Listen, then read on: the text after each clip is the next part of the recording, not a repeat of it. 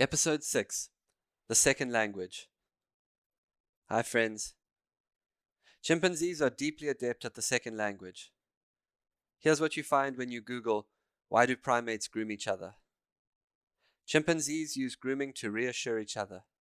Grooming is used to relax tension from threats and aggression, and may be used as a way to make up after a conflict and strengthen the relationships of the future. There is a beautiful moment that occurred deep into a ceremony. The highs of the ceremony have been reached. The visions have been cast, the tears have been cried, the laughter has subsided. A quiet, present energy falls over everyone as they lie in the dark, in a totally relaxed tangle of bodies. Limbs are draped all over each other. People hold each other. The socialized boundaries of the body are relaxed into a more animal way. I call this moment the lion pride, named after the way lions sleep on each other after a night of hunting. Nothing is happening in that moment to the untrained eye. People are lying very still. But in fact, something very important is happening.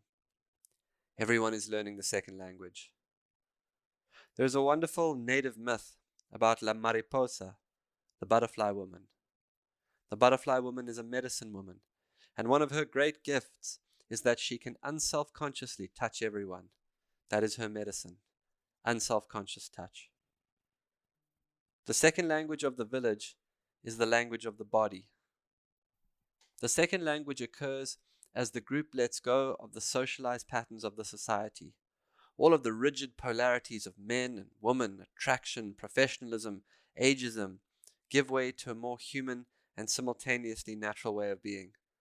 A way in which we lived for thousands of years as extended clan groups, as the human primate. In ceremonial spaces, if the space is well held by elders, sitters, and people who understand ceremony, there is an innate sense of safety in the physicality. People in the ceremony who know the second language well will teach it. They'll redirect and transform anything inappropriate or misguided, while they help people ask for what they need and at the same time set clear boundaries. People are learning to be together again in a more naturally primate-like way in ceremonial spaces.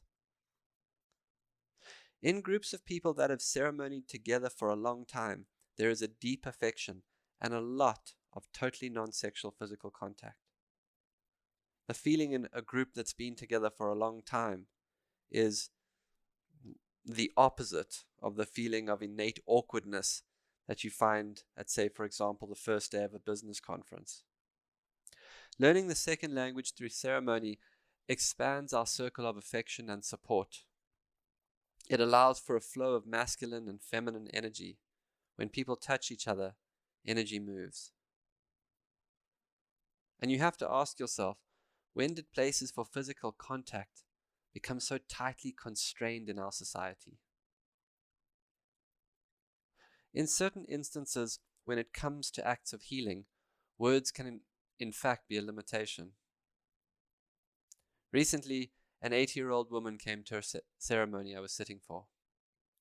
She lived alone, and so in the context of modern life, it had been years since she had been touched. In the ceremonial context, however, people would come and sit next to her and hold her hand and hug her.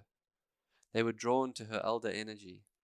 She had soft hands, and when she touched you, a cool current of healing energy would flow off of her.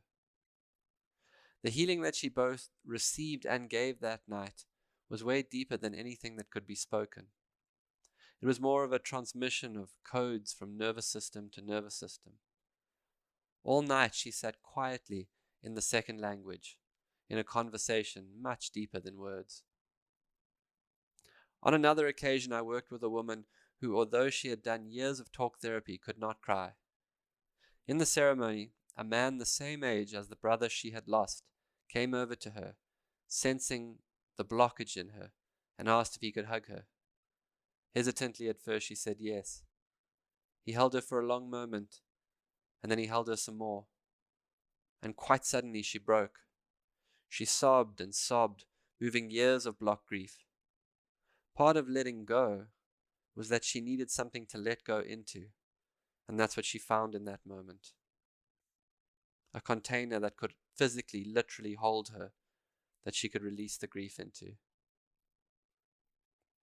The second language in that moment was conveyed in the body, and she could feel it at a level deeper than her rational processing of her grief and trauma. Here is what I am saying. The more socialized a space is, the less touch there will be. The more natural a space is, the more touch there will be.